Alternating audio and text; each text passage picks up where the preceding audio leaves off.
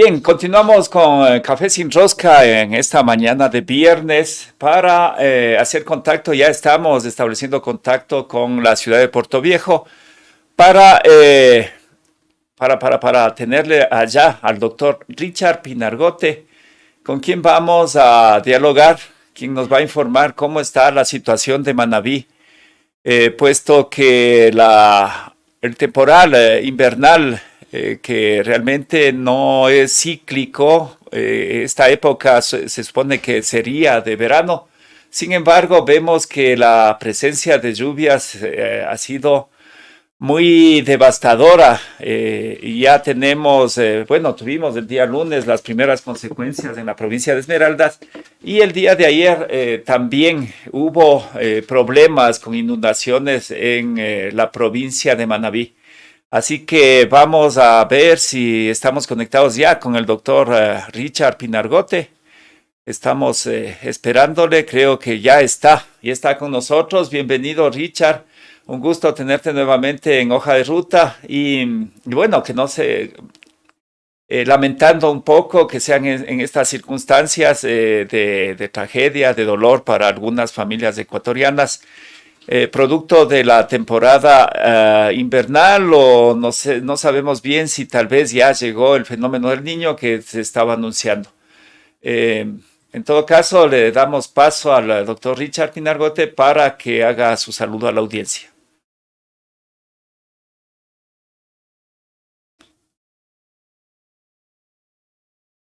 Estamos sin audio. Ya, Ahí hola, sí, buenos días. vamos. Bueno, un gran saludo a todos los amigos de Hoja de Ruta, como siempre un placer de poder estar acompañándolos por acá. Y bueno, también sumándome a las muestras de dolor y de solidaridad hacia los, sobre todo, hermanos compatriotas que viven en la provincia de Esmeralda, que se encuentran afectados en este momento de una forma mucho más intensa por el temporal lluvioso, ¿sí? Que aún no es el niño como tal, pero que sin lugar a dudas está produciendo en ellos unas cuantiosas pérdidas, tanto humanas como en la parte económica. Y que también esas lluvias se trasladaron a zonas de las provincias de Manabí, parcialmente Guayas y Los Ríos. Entonces, un saludo de solidaridad antes que nada para estos hermanos que están pasando unos momentos complicados.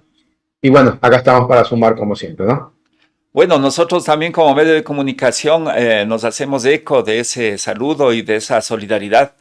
Eh, no sé, a veces quisiéramos hacer mucho más, pero al menos dar la voz a la gente, informar que estamos realmente atravesando un grave problema, porque si se afecta a una provincia, si se afecta a una región, es como que nos afecte a todo el país.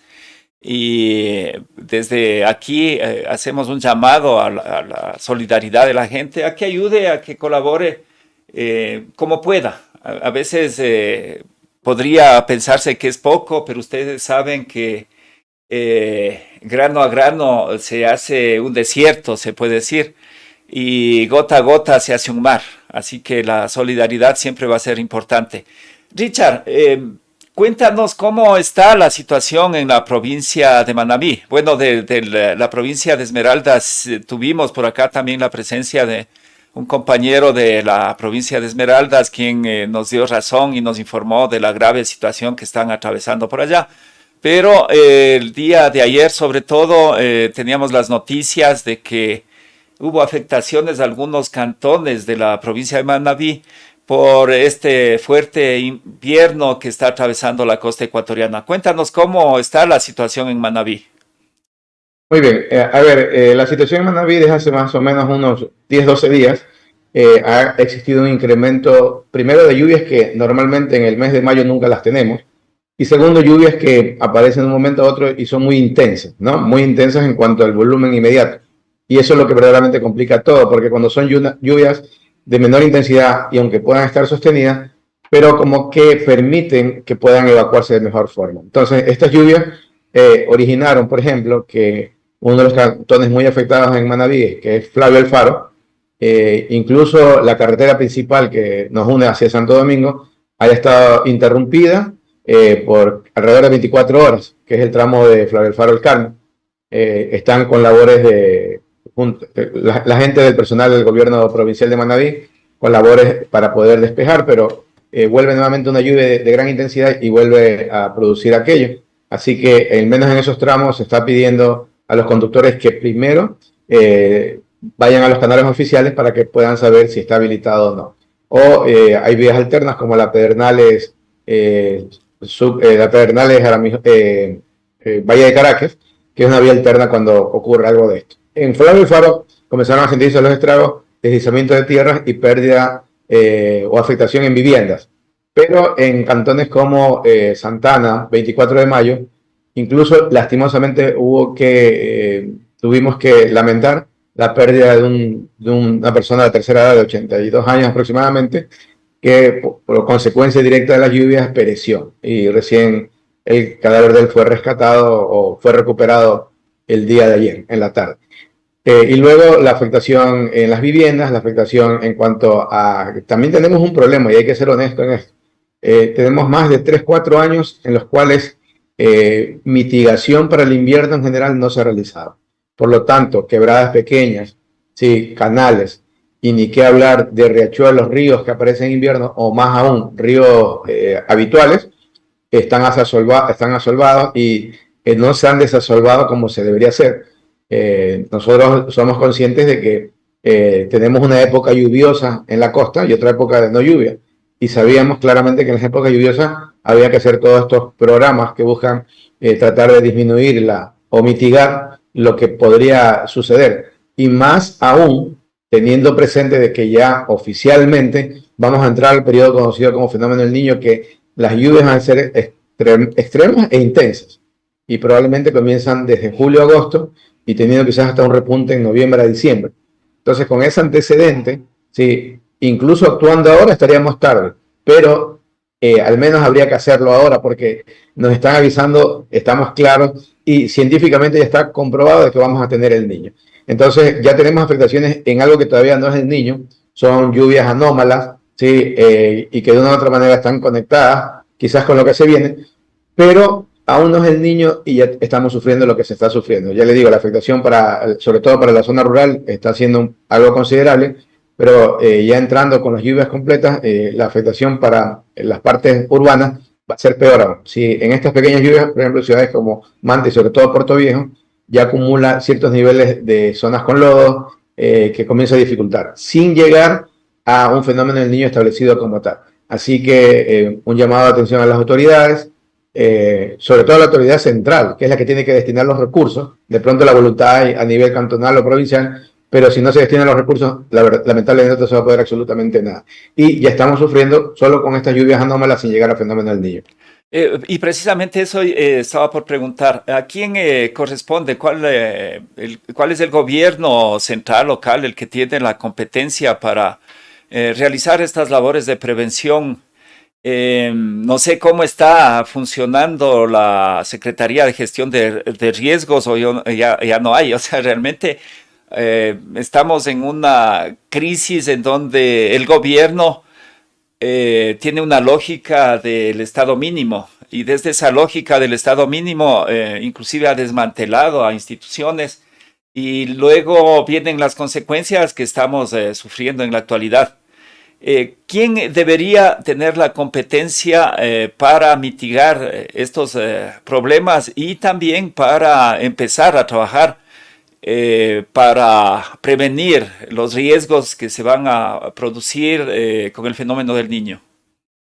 Sí, muy bien. Definitivamente, y como usted lo manifiesta, debería, si es que existe todavía, la Secretaría de Gestión de Riesgos ya estar activados y movilizando, sobre todo, teniendo claro tanto las funciones como las competencias de los COEs provinciales y cantonales, que deberían ya haberse activado y estar activos de ahora en adelante.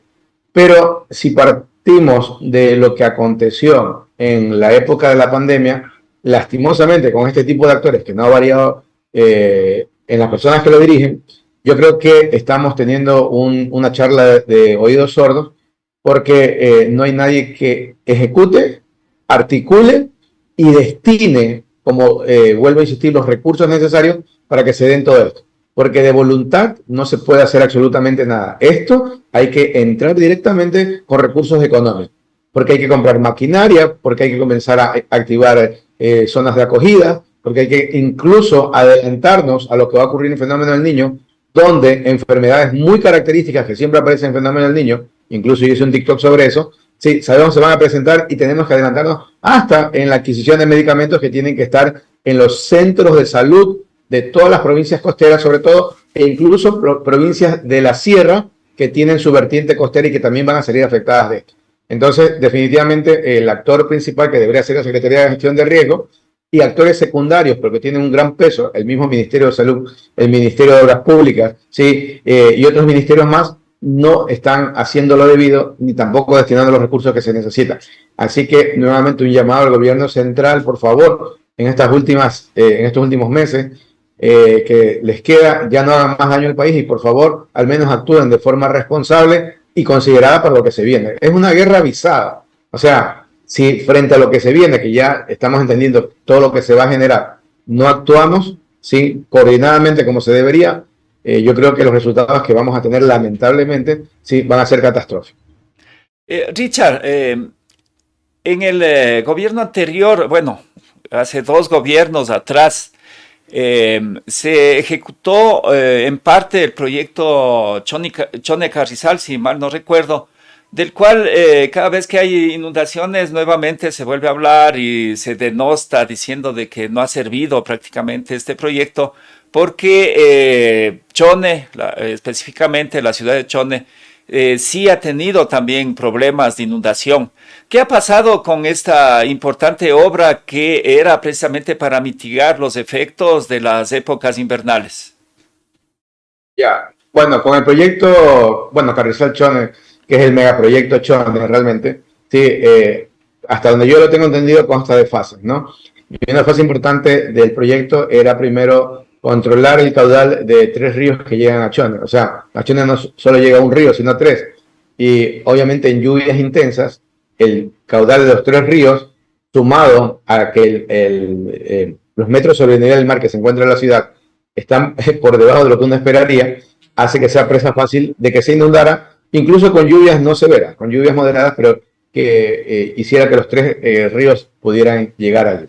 Entonces, en la fase que se hizo, que se realizó, que incluso tuvo detractores cuando empezó a construirse, personas que se veían afectadas, cuando era un proyecto que claramente iba en beneficio de toda la ciudad de Chone, pudo controlarse completamente y sin ningún problema lo que correspondía al encauzamiento y al control de estos 3 ríos. Entonces, nosotros, desde que se hizo el encauzamiento de la fase del proyecto Chone, Chone no tuvo inundaciones, salvo, si mal no recuerdo, hace un año, me parece, que tuvo ciertas inundaciones en el centro, que también defogó rápidamente.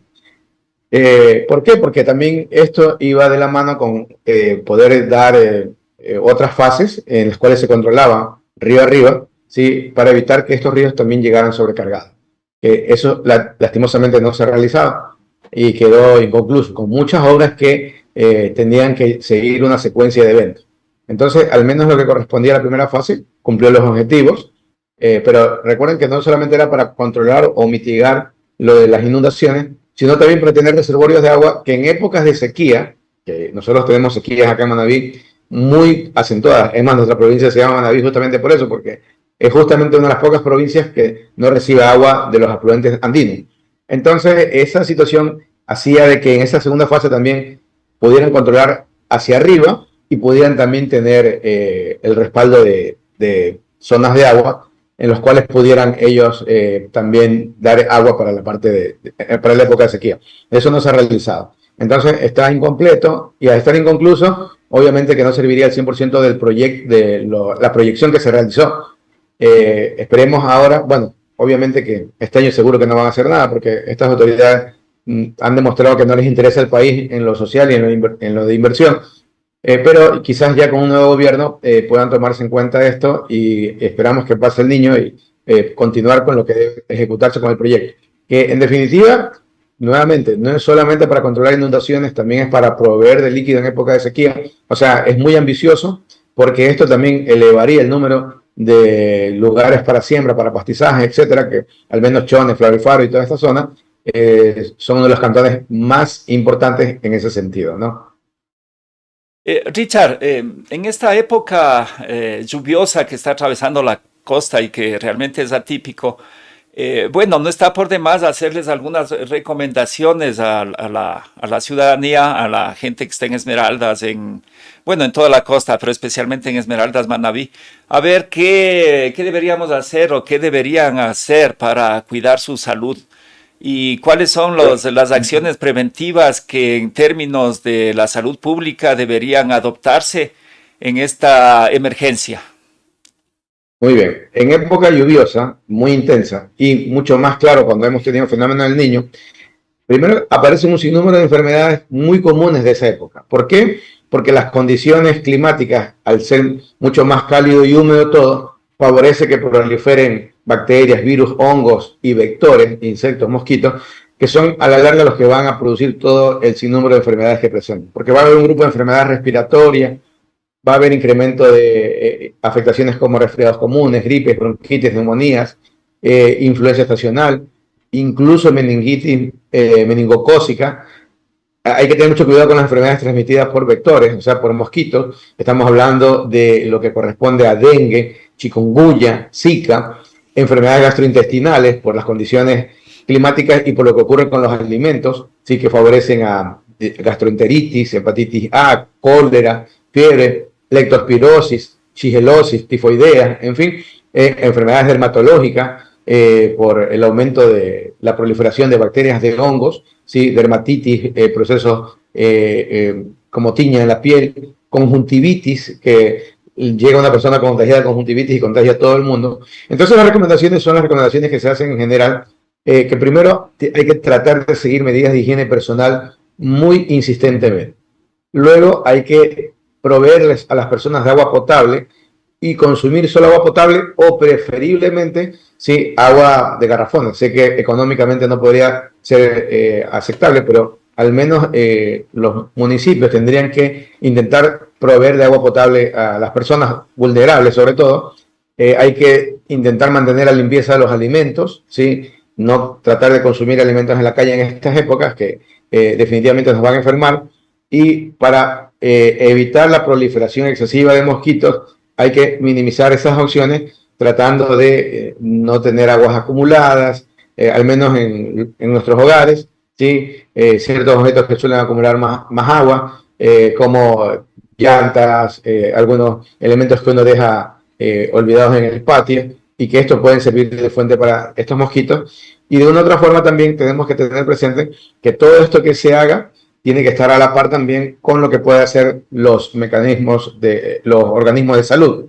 Y nuevamente armarse de un pequeño botiquín que incluya sobre todo antifebriles, ¿sí? El común, el acetaminofén que todos conocemos, que al menos para la mayoría de las posibilidades de enfermedades que nos van a dar, podría ser importante en el momento que aparezcan, ¿no? Y recuerden que las enfermedades no tienen horario, usted se puede enfermar sábado en la noche, que incluso ahora, por los servicios hospitalarios, que están teniendo complicaciones por personal disminuido y por poca cantidad de insumos, podría ser un problema incluso que lo atiendan. Así que hay que armarse también de un pequeño botiquín en la casa y tener también presente de que todas las cosas que estén en ese botiquín tiene que uno tener pleno conocimiento de para qué sirve, ¿no? Entonces creo que estas son las indicaciones generales que hay que hacer a la población, que la población tiene que estar involucrada y sépase que de que vamos a tener repunte de muchas enfermedades, lo vamos a tener, porque incluso previo a estas épocas, en muchas ciudades donde repuntaban casos de dengue, paludismo, etcétera, teníamos la posibilidad de que el programa de control de malaria se activara y comenzaran a hacer fumigaciones, etcétera. Y eso hace rato que no existe. ¿Sí? Hace rato. Yo asumo que no tienen los recursos, despidieron personal, en fin. Entonces está totalmente desarticulado. Y son las cosas que lamentablemente luego uno paga con su salud, incluso con su vida. Sí, así es. Realmente estamos viviendo una situación lamentable por la desinversión del Estado en la atención social. Estamos viendo que ha ido degradándose la calidad de la atención pública en diferentes órdenes, pero lo que más nos afecta es precisamente la salud y las carreteras, diría yo, porque la obra pública también ha ido disminuyendo drásticamente y ahora el transitar por las carreteras ecuatorianas también es un grave problema y riesgo, diría yo. Richard, como siempre, un agradecimiento de estar en Hoja de Ruta, de tenerte por acá. Y te voy a dejar con un mensaje final para la audiencia y con esto cerrar la programación del día de hoy de Café sin Rosca. Muy bien. Bueno, primero que tengamos claro que el fenómeno del niño lo vamos a tener. Por lo tanto, todo tipo de labor que pueda realizarlo en este momento en su hogar, en su comunidad, y que pueda mitigar esto, de una u otra manera va a favorecer directamente a ustedes y también va a favorecer directamente a su salud. Y en este momento, para mí, la salud es el bien más preciado y hay que precautelar por ella, por la salud de uno de los nuestros. Así que ojalá que puedan tomar en cuenta estas consideraciones para tratar de evitar, bueno, vamos a tener el fenómeno del niño, pero al menos evitemos las posibles consecuencias, los posibles desastres que podrían ocurrir. Bueno, muchas gracias Richard y muchas gracias a la audiencia que se ha conectado este día a Café sin Rosca, e invitándoles como siempre a suscribirse a nuestra plataforma. Estamos como Hoja de Ruta EQ en en todas las redes sociales. Y invitarles también a seguir apoyándonos, ayudándonos con su super chat. Pueden hacer también sus colaboraciones directamente a nuestras cuentas que las encuentran especialmente en Facebook y en YouTube. Pueden dar con nuestra cuenta. Estamos haciendo una promoción, sorteando un viaje para 2 personas, más bien un tour para 2 personas a Galápagos, a las personas que nos colaboren con los superchats. Así es que a estar atentos, a compartir nuestros contenidos y a suscribirse, a darle like a nuestra programación. Y no me queda más que despedirme por el momento. En la tarde ya viene convivencias y luego cómo le entra el agua al coco. Así es que les esperamos estar atentos a nuestra programación. Y como siempre, agradecerles por su sintonía. Más bien, Hoja de Ruta es un medio absolutamente comunitario. Nos debemos a ustedes como audiencia y esperamos todo el apoyo también de ustedes para seguir en esta tarea de una comunicación libre e independiente. Muchas gracias y